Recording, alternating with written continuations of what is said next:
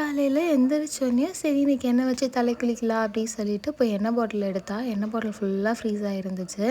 Already வீட்டில் இருந்த வரைக்கும் அம்மா பாட்டி அப்படின்னு யாராச்சும் எண்ணெய் வச்சு விடுவாங்க. இங்கே வந்து நானே வைக்கணுமா அப்படின்னு நினச்சிட்டு எடுத்தால் பாட்டிலே எனக்கு சப்போர்ட் பண்ணல, ஃபுல்லாக ஃப்ரீஸாக இருந்துச்சு. ஃபர்ஸ்ட் டைம் எனக்கு அது அப்படி பார்க்குறது.